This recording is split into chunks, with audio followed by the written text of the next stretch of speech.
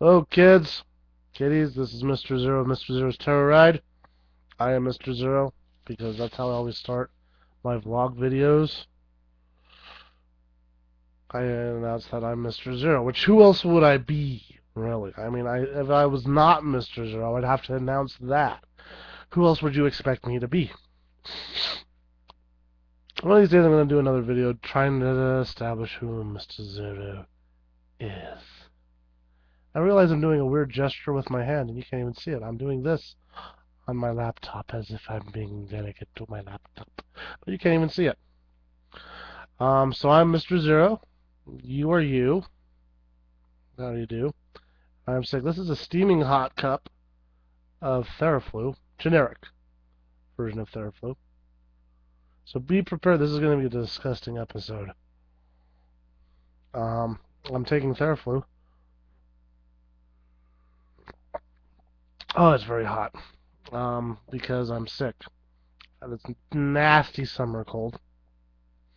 And a byproduct of whenever I get a chest cold, which if you care to, any of you viewers out there care to look back at my older videos from about October of last year, you'll see me having a cold and losing my voice and everything.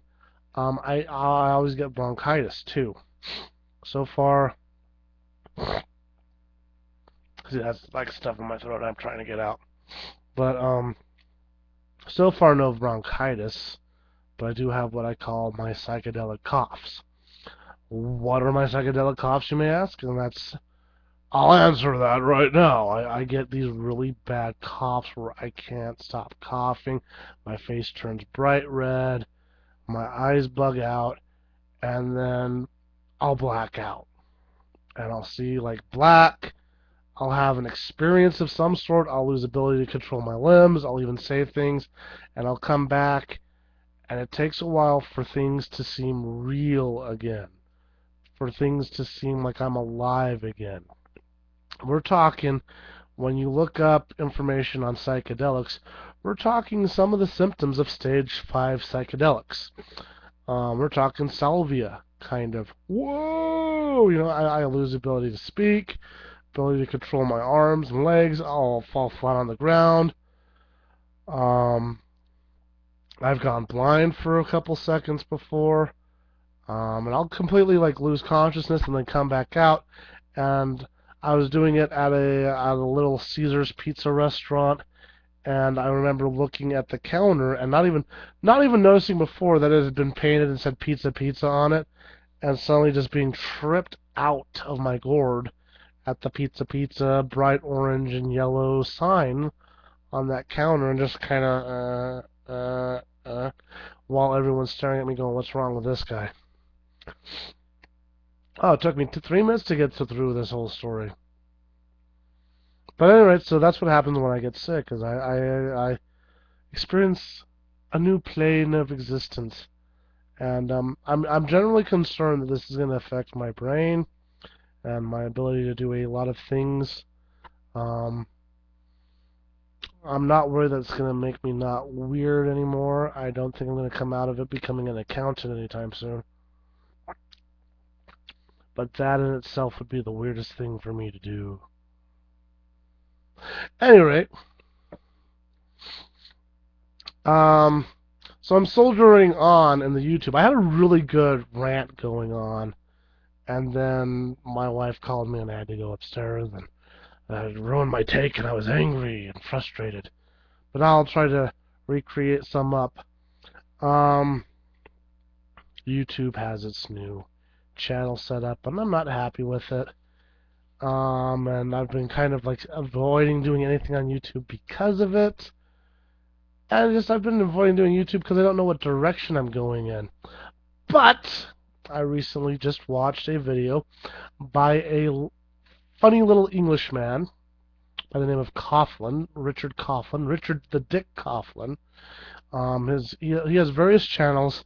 This was on Coughlin 000. I don't add links. I don't take that time to do that. But I do highly promote this guy. I find him very funny. Look him up. Coughlin, Coughlin 000, and that's his channel, one of his channels, and he's very funny. But he had this little rant about the YouTube community and what's happened to YouTube, and it's about how like everyone's on here trying to make money. And he was talking about how wonderful it was in the beginning, how there was this wonderful community on YouTube. Adjusting my little pillow here, um, because it wasn't about that. It was about having the passion to make the video, and it didn't matter what your technology was and what this and what that was. And that's kind of re-inspired me to kind of try to put more effort into just making videos and even doing Mr. Zero videos. One of the reasons why I don't want to do Mr. Zero videos is I can't do some of the ideas that are right here because I don't have the technology to do that. I went out and I bought a flip camera to do videos on MySpace because that's what it was built for. It was built for that, and now they're obsolete. And that's my camera. I have this. I suppose if I really wanted to work hard at trying to cohesively set this up as a camera and do videos of me being Mr. Zero, I suppose I could. That seems like an awful lot of trouble. I'd have to move a huge laptop around rather than this little dinky camera. And then I'd need to learn how to use a Windows Movie Maker. And as of yet, I haven't been able to get it to sync up. Anything I record on this camera doesn't sync up with my Windows Movie Maker. So I did talk to my sister. She gave me some ideas on what I could do for that's kind of cost effective, but still more than I have right now.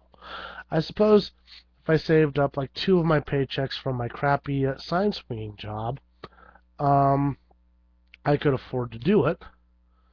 But there's other things that I want to invest in clown-wise in the meantime, so I'm not sure if I'm going to do that. And I don't know how long I'm going to be working. My job is very seasonal and temporary. It's just as they need me.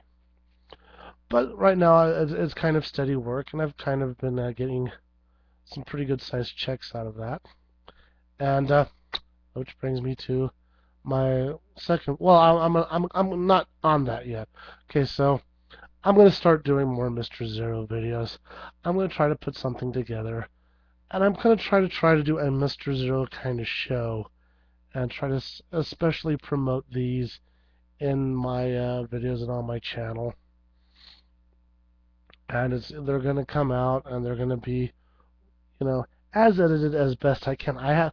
Flip does not have a really great editing program. When you buy it, it tells you, like the instruction booklets, you hit start and count 1, 2, 3, and then start doing it, and then count 1, 2, 3, and turn it off. Why? Because when you edit it, that 3 seconds will get eaten up, and you'll cut in the wrong way. And you can't do quick jump cuts with them. You have to do the slow fade and cut, which I hate. And it ends up messing up a lot of my dialogue on a lot of my videos. That even as proud as I can be, is like, well, that's as good as it's going to get. That even when I'm editing the video, like you edit your little snippet of footage, it seems fine, and then it comes out a mess. Now, I've seen that you can hack, I guess is the term you use. You can take Flip and you put it on your computer, then you put it on something else. You put it on like a flash drive, and then you put it back on your computer, and then you can use it for Windows Movie Maker. But I tried to do like one of my old style slideshow. Like the first videos I did were slideshow videos. I tried doing one of those on my Windows Movie Maker, and it wasn't working right. So as of yet, I don't know what I'm going to do. But other than soldier on and try to make those videos. Now to the point of this video. Since I've been getting paid, I go and I waste my money on toys. I showed off an Abby Cadabby last time, and I had some yo-yos. So I end up wasting my money on toys an awful lot. But it's completely disposable income, and my wife has no problem with me doing it. So she just lets me follow my whim, and she hopes that it makes me happy because I tend to be a very depressive person, and this kind of does make me. I'm sitting there playing with my toy before I show it to. Ooh, I finally decided to get myself an actual um Raggedy Ann doll because I like rag dolls. So why not get the? She's not the original rag doll, but she's the original faced rag doll. FYI, for your information, rag dolls used to be made, yes, of rags. They could be just a rag cut out into the shape of a person so a little girl could play with it, and it was sheer economy. And then, they would stuff them and whatever, but they usually wouldn't have faces. Well, and I'm sure it'll say somewhere in here, John Gruhl,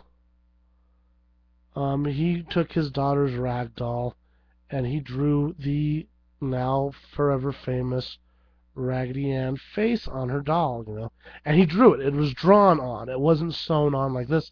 This is finally stitched on. That's why this doll is, for the size of it, this was a $14 doll, $15 doll for the size of it. And I mean, this is a small little doll.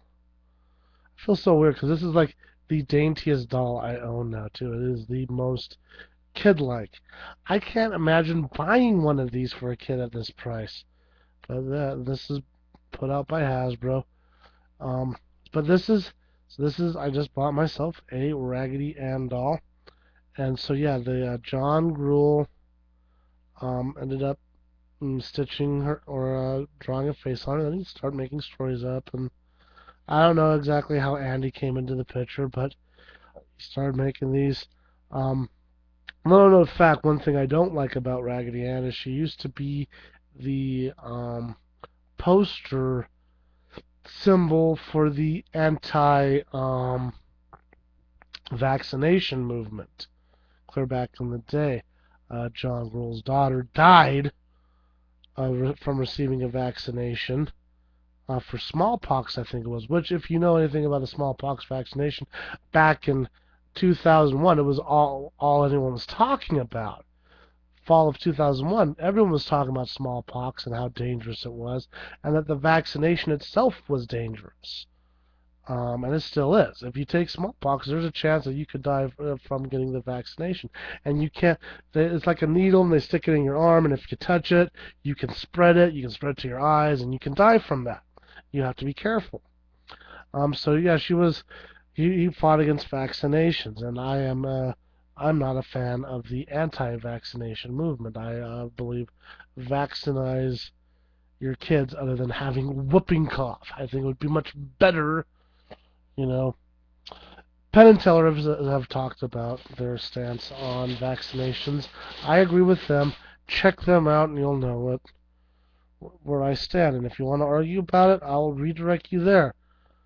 If you want to argue against it. Another thing I want to get is knuckle bones. Yeah! These are not knuckle bones. It's another name for a very old game. This is Melissa and Doug's Jacks. Melissa and Doug, I don't know much about their company other than they tend to make a lot of classic toys very expensive and collectible. So I went out and I bought myself a set of collectible heirloom jacks. That's the idea. Heirloom quality. That's what they say. I don't have a knife down here, do I? Oh, I always have a knife down here. I don't know what I'm talking about. Yeah, I'll spend 15 minutes talking to you people. And I'll sit there and argue with myself about whether or not I have a knife to open up my toys. I'll use a saw. Hello, Jack. You used to be a game, but now you're going to be played. I mean, hello, Jack. If you can't tell what I'm trying to do, when I'm saying saw, I mean, hello, Jax. You used to be a fun child's game, but now you're playing in the adult world. That's FYI, I just got a new subscriber. I haven't checked you out. I don't know who you are or anything. And I usually don't say anything, but since you're number 30, I'll go ahead and say, hey, number 30, how you doing? This is what you can expect of my vlog videos if you care to stay a subscriber. A lot of dumb wackiness. Not even like particularly clever dumb, just dumb. I don't think I'm particularly funny, actually. For a clown, I don't think I'm funny. Some people told me I'm funny, and they're like, you need to check this guy out, he's hilarious. And I'm like, I don't think I'm funny. So here's Unwrapped by Melissa and Doug's Pastime Classics checks. Ages 6 and up, includes 12 pieces. Comes in a nice, cute little box. And also, as you can expect, comes in a nice, cute little pouch. I think I'm going to be disappointed in this. 12 pieces? How small are these pieces? This is why it's heirloom quality, too. Or heirloom quality. This is like a leather pouch with a leather strap in it. I don't have anything so nice. I haven't bought anything that's nice for my wife. That's not true. I buy my wife all sorts of very nice and expensive things. And, as you can expect, I really don't know much about playing jacks. I don't think I've ever played it in my life. I do know that either me or my sister, we had a set of jacks. Open up, you. That's better than a saw. It is my teeth. And I like the name knuckle bones for these, though. That's the other name for jacks. Oh, dear Lord, I've already lost one. Jacks. I've never really... I gotta pick up the one that I lost. I've never played jacks before in my life.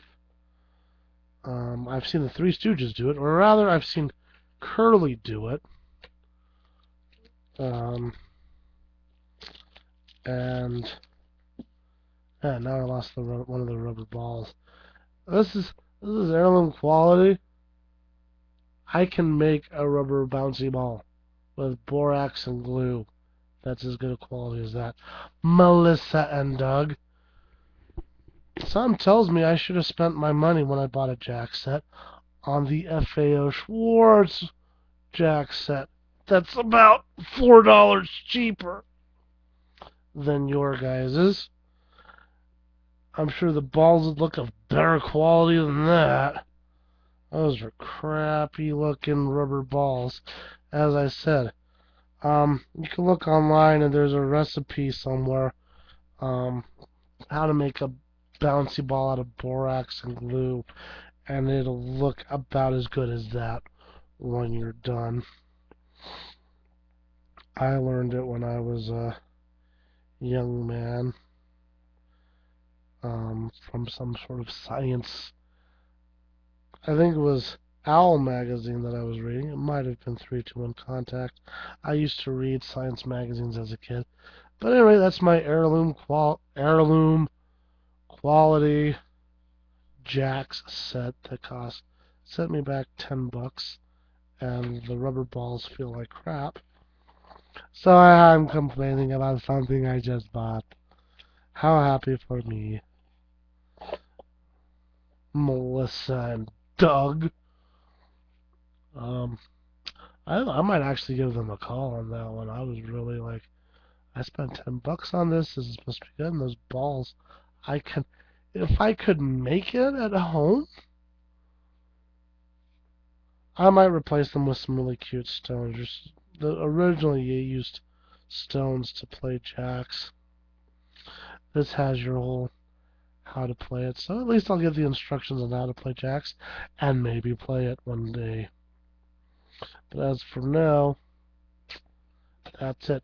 But that's not all, folks.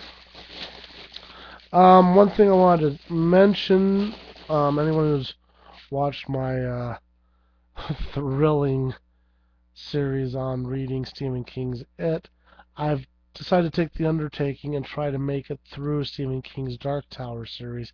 I've started The Gunslinger. This isn't the first time. I've started The Gunslinger many times throughout my life. this is the farthest I've made into the book thus far. For those of you who read the book, um, it's not much farther than I'm about like not quite halfway through with the gunslinger meeting Jake. So, and I mention this because now I'm interrupting. I'm obviously going to interrupt my reading of the gunslinger by reading a new book. This looks cool. It's called Stitchhead. Stitchhead, little guy in red and black striped pajamas. Come on, how could I not? So obviously in this kind of like, there's been a lot of dark humor that's selling for kids, um, young readers. I wouldn't say young adults, but young readers. I tend to like to read tween books for tweens. The 7 to 12-year-old area, I guess.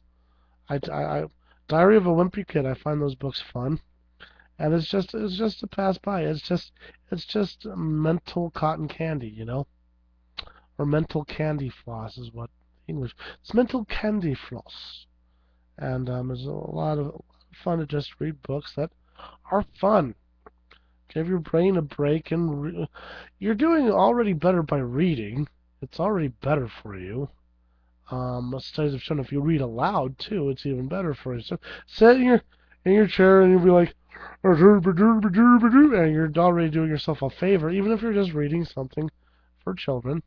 Um, and if you can't read at a higher level, well, keep practicing.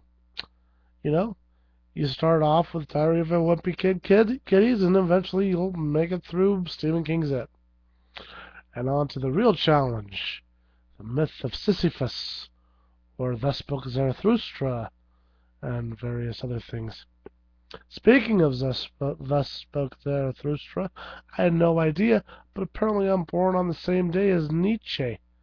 Nietzsche, however you pronounce his last name. Friedrich Nietzsche, the writer of all these nihilistic philosophy books and such. That's some good Theraflu. Anyway, so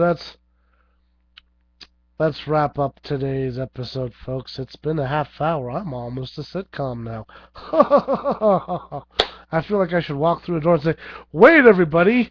And then someone else should walk in the door, open up the fridge, pull out a soda, and look, "Hey, why so forlorn, buddy?" You ever notice that? Sitcoms are people constantly walking into a kitchen, opening up a soda, and starting a conversation with someone else that's already in there, drinking tea, eating cereal, or drinking a soda. I think this is the reason why I drink so much soda is I watch too much TV. I feel like I need to be going into a fridge and grabbing something and starting conversations with people.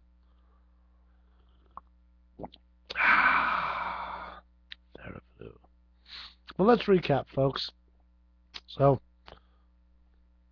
Stitchhead. I shall be reading that, and I'll report on that later. I just found out I got ripped off by Melissa and Doug. I bought Jax. I like Raggedy Ann. I like rag dolls. I don't like the fact that she's a symbol for anti-vaccination, but whatever. This is the only really doll that I own that it's like, oh, this is kind of a little bit too girly for me. We should probably discuss that on a later episode. I'm going to be doing more YouTube videos, hopefully. Maybe I'm going to gain some confidence in that. And, as always, take your vitamins. That should do it. So, until next time, my viewers, people that are watching me, have a nice day. Or have a terrible one. I don't care. Have a terrible day, I dare ya. End communication.